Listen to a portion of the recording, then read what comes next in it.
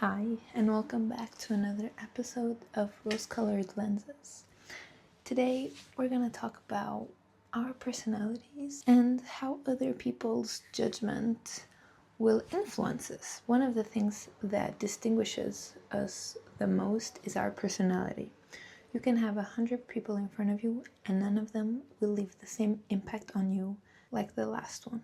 And that's because we are all programmed differently. We react differently to different situations, different people, to different things. We always have a different reaction or feeling towards something than the person after or before us. And because we all have different personalities, it is totally natural and normal that they eventually clash. Because anything that gives us the power of a choice will be subject to the judgment of someone else, because the probability that they would choose the other option that you did is very high. And today I don't really want to talk about whether or not people should have opinions on others, because they naturally will. Today I really want to talk about something deeper than that. What I want to talk about today is what happens after we become aware of those opinions. Because the moment we realize that something we like or we enjoy doing is being mocked or judged by someone else, it can completely change the way we feel about it. Something that once made you very happy can now become something that we are really embarrassed to admit we enjoy. And that made me wonder, why do we feel so negative about something that we put our mind, heart, and time into it? Why do we sometimes feel genuinely embarrassed by something we enjoy? Simply because we're afraid of what others might think and how they might perceive us. And I'm not here talking about inappropriate or deviant or harmful behavior. I'm talking about any ordinary hobby, interest, or activity you might have.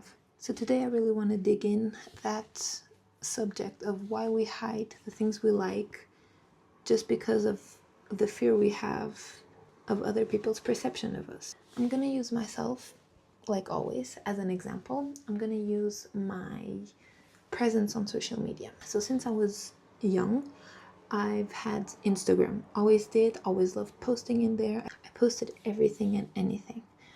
And then my horizon started expanding with other apps until I reached Musical.ly. And Musical.ly was really known for lip-syncing videos or dancing trends. But then when it transformed into TikTok, the longer content form was more privileged. So of course they were still there, but that opportunity of talking to a public was presented way more. And that made me really interested, because I'm a natural yapper and I love to talk and share my life, so I just saw a very fun opportunity there. It took me very long until I started to actually talk in front of a camera. I used to just do little non-talking vlogs or just share trends, lip syncing. And a few months ago, maybe a year ago, I started to talk a little bit more, but there was something I noticed, which is logical. So the more you post, the higher the probability is that someone you know might see that video. And honestly, that's not necessarily what made me that uncomfortable, even if it was a little weird, because if that person likes my content, good. If not, then they can scroll. What would actually make me stop and be a little bit out of my comfort zone is the fact that someone I know acknowledges the fact that I'm doing videos on social media, because I'm aware that they know. They know what I'm doing, they know what I'm talking about, the things I post that I'm 100% conscious of, other people that I know see it. And somehow that makes me feel very shy after. It makes me embarrassed even. And I just took a step back and I asked myself why. Why do I feel that way? If I like doing videos, if I love to yap, if I really like to edit videos and share them with people. I'm not really looking to be the biggest star on the internet and just craving likes and shares. I just really want to share my opinion with others and share what I like. I'm not being forced to do it. And I'm embarrassed right now, but I admit that I enjoy creating content. Even if it's for a smaller niche, it's still content creation. I still can be considered a content creator. Anyways, if I enjoy it, why does someone's awareness of it suddenly make me feel uncomfortable and embarrassed of it? So talking about TikTok or Musical.ly, whatever the era you're talking about, there was just a huge stigma around posting there. And even today, even if TikTok's consumption is huge, it is still highly criticized by other people. If you post in there, depending on how much you post, it can be ignored. It can be seen as, okay, she's just posting one thing because she also posted that on Instagram. But the more you post, the higher the chances that you are perceived as cringe. The higher the probability is that you are seen as a tryhard. And that's not actually a very positive thing that you want to be perceived as. If you're not successful enough, you are very probably going to be made fun of. Eventually, those dancing trends that Musical.ly put a lot in the spotlight and the lip syncing changed into people's private stories, vlogs, and experiences. People educating others and a lot of comedy creation, a lot of things. TikTok is really a huge platform that has content for each type of person. But still, the stigma of posting in there stayed. Still, the risk of being called cringe stayed. And that is something that can make creating content much, much harder, because you don't only ask yourself if you like what you're doing, if you like what you're posting, or if you should change it, but you have to ask yourself if the others that are going to watch it are also going to enjoy it. You kind of feel limited because you either have to do something that you know is going to work, or if you do something that might not work and you still enjoy it, might be victim of criticism. And I just found it crazy that, the activity in itself is still the same. You're creating content, but your feelings about it change depending on what public you will reach. Because if you reach a public that actually likes your content, you will feel okay about it. But if you reach the wrong public, you're gonna feel embarrassed that you're creating content. And here you can also fall into groups. Either you do things that somehow are very interesting and you fall into the right niche and people just like it, they support you. People that you don't even know start knowing you, and they don't even think that you're doing something cringe. They just perceive you as someone doing content. Or you don't blow up, which is one of the key elements. You don't blow up and you're gonna be seen as someone who is very desperate because they're doing the same content as someone who blew up, but they're not getting the same result back, which will make you look like a tryhard, which will make you look very cringe. Let's take a step back. This is not only about social media, it's also about, let's say, the gym. You see someone that is doing the exercises, you see someone doing them well professionally, and that will intimidate you very much because maybe you're a newbie or maybe not, but you just feel intimidated by someone who looks a certain way, a way that knows what they're doing. So it can either make you feel smaller or so scared that you don't even want to try. We just have to separate things because people, they've been training for years and you've been in the gym for 2 or 3 months. You can't really compare someone who's been running a race for years and you've just started. You can also think about music. Maybe you like an artist that other people don't really do, so you feel kind of ashamed to say that you actually like their songs. Maybe you love a TV show that others don't. Maybe you like a hobby that isn't very common. In either of these situations, you actually enjoy it. You enjoy going to the gym, you like that artist, you even love that TV show and you won't stop watching it, even if other people think it's cringe. And you love doing that little hobby that everyone thinks it's weird. But you don't necessarily want other people to know.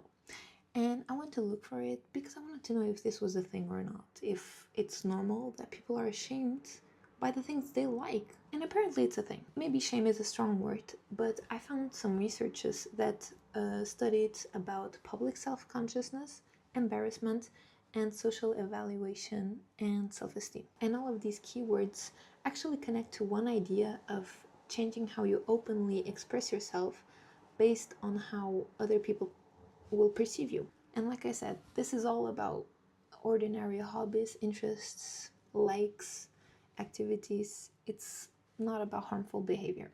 I found 2 researches that I also linked the site of where I found them.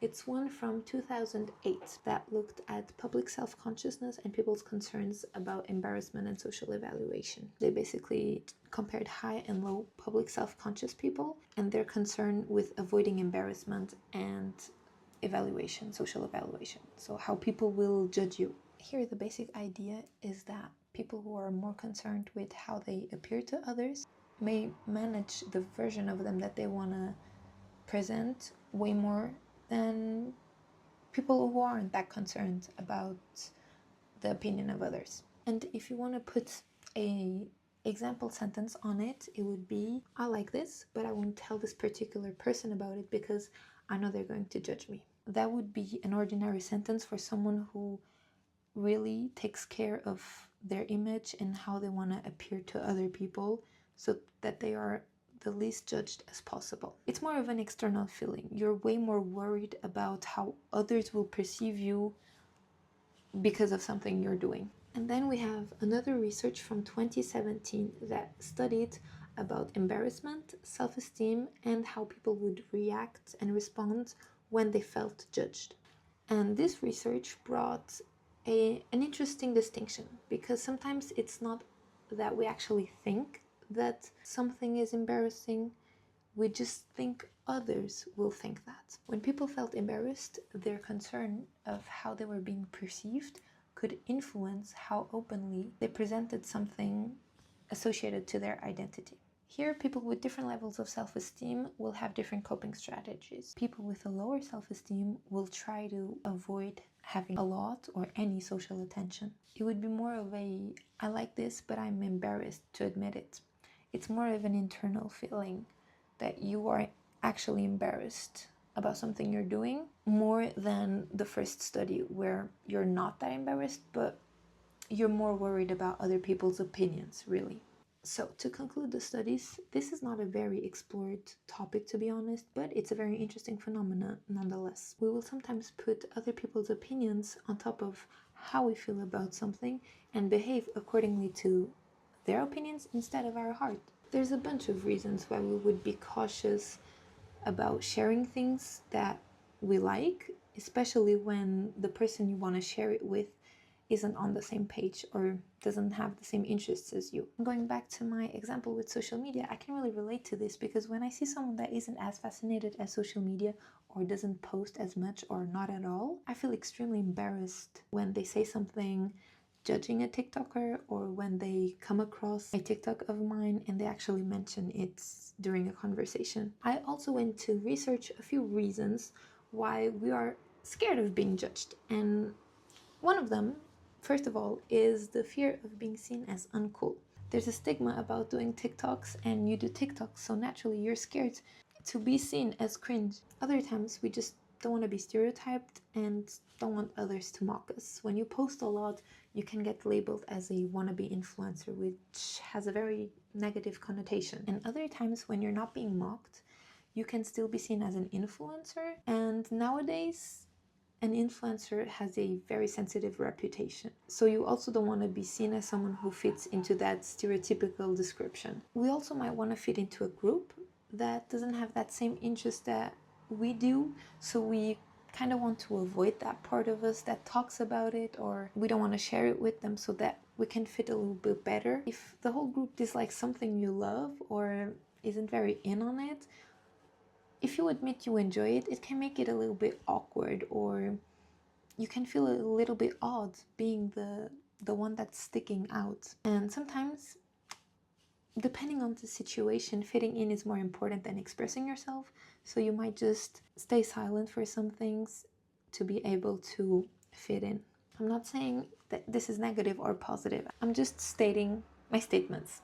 And then there's something that I found very interesting that we call the guilty pleasure. We didn't necessarily do anything wrong, and I myself also still call some things a guilty pleasure. But when we feel the need to attach guilt to pleasure, just because society told us that that thing isn't cool, interesting, or acceptable enough to enjoy in public, it can become a vicious cycle. Because we enjoy something, we feel embarrassed because we are enjoying it, so we call it a guilty pleasure to acknowledge the fact that it's embarrassing. And because now we've given it a negative label, we reinforce that idea that what we're doing is something bad and something embarrassing. But here comes an uncomfortable question. How much of what we like is actually influenced by other people's opinions? If nobody could judge your interests, if nobody could see what you like, what you do, what you listen to, what you wear, what you watch, would you still be embarrassed by it? Or would you just enjoy it in peace? I think this is the part that interests me the most, because sometimes we're not embarrassed for liking the thing. We're just ashamed of being seen liking it. And those are two very different things. Maybe the goal isn't to stop caring about what other people think, because let's be honest, that is completely unrealistic and almost impossible. We're in a society that openly judges things daily. We cannot get rid of the negative opinions of others. And we are social. We care about how we're perceived by others. It's in our nature. But maybe we can just learn to ask ourselves one thing. Do I actually dislike this? Or have I just learned that I'm supposed to be embarrassed by liking it? Because at the end of the day, if something brings you joy, doesn't harm anyone, or genuinely means something to you, why should someone else's opinion get to take that away from you? That was my question for you. That was my thought for this week. I will be seeing you next week with probably another interesting thought that I might have.